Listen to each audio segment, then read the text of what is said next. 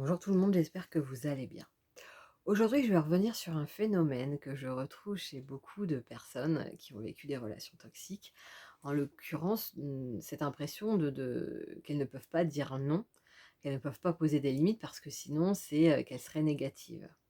Et ça, c'est ce que fait croire en fait le PN.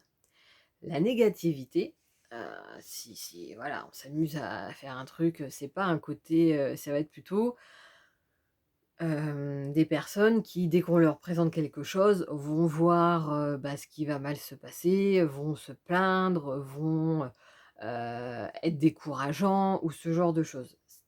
De ce type de personnes, on peut avoir le discours de dire: «Bah, elles sont négatives». Or, dans une relation toxique, parfois, ça peut arriver que vous essayiez de mettre des limites. Vous essayez de mettre des limites parce qu'en fait, là, le PN va à l'encontre de ce qu'il a promis. Le PN, alors le ou la, hein, ça marche pour les 2, va, avoir un discours qui est, contraire à vos valeurs. Le PN abuse de la situation et cetera au tout début de la relation, quand on n'est plus dans la lune de miel, mais qu'on commence à être que ça commence à être un peu plus compliqué, forcément, il va toucher à des choses qui vous touchent et quand vous allez vouloir manifester ce «non», bah, non, c'est pas comme ça, non, ce n'est pas ce qu'on avait dit, finalement, vous essayez juste de mettre des limites.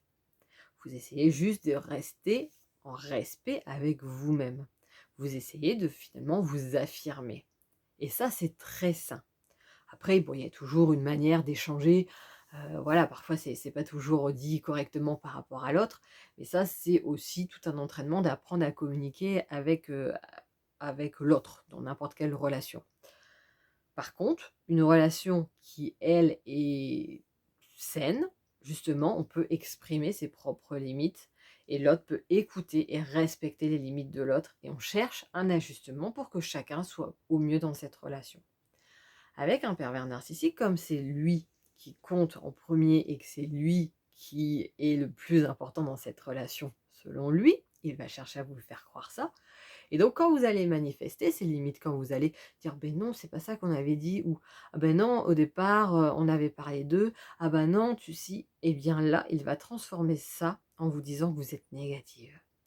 Que vous êtes négative et que lui, en gros, c'est ça qu'il doit supporter toute la journée, qu'il n'en peut plus, que vous êtes négative et que ça crée une énergie, qui est néfaste pour tout, pour vos projets pro, perso ou quoi que ce soit il va utiliser ça pour à la fois vous enlever votre pouvoir et dire: «Bah, voilà pourquoi je dois prendre des décisions parce qu'en fait, tu vois bien que toi, c'est pas possible, tu es toujours négative sur tout, donc je dois prendre les choses en main». Il va de ce fait-là utiliser ça par rapport aux autres pour se faire passer pour une victime en disant: «Bah oui, de toute façon, elle est toujours en train de se plaindre, de dire que ça va pas, de me dire non, de m'empêcher d'avancer, je fais ce que je peux, mais» voilà, donc il se victimise auprès des autres et il va voir après se victimiser aussi auprès de vous-même. Quand vous allez de nouveau manifester en disant: «Mais attends, là, c'est pas normal», eh bien, il va: «Attendez, mais attends, tu vois ce que tu me fais subir, hein? Tu vois dans quelle négativité tu es et ce que je dois vivre dans mon quotidien?» jusqu'à justement faire que vous doutiez de vous.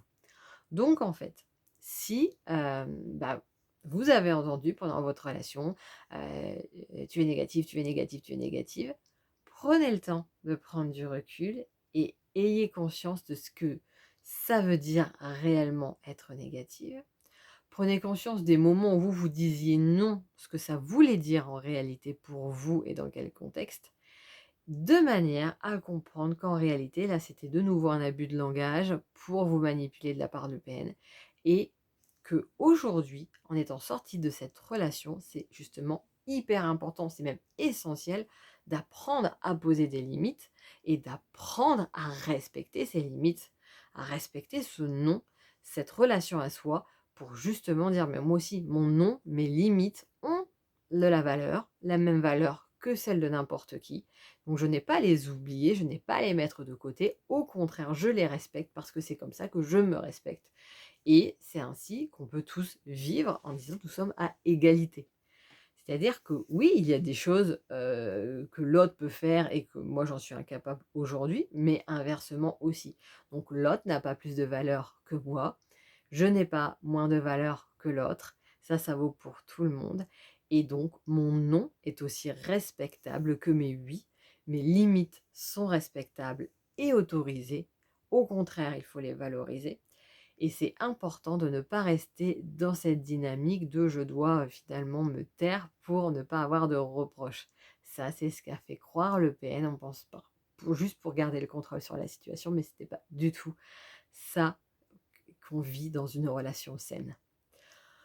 Donc n'hésitez pas à me dire ce que vous en pensez. Et puis, si vous avez la moindre question, à me laisser un commentaire. Si ce n'est pas encore fait, n'hésitez pas à vous abonner à cette chaîne pardon, pour continuer à recevoir des informations pour comprendre l'emprise, les manipulations et les pervers narcissiques. Et puis, je vous souhaite une excellente journée. Je vous dis à bientôt.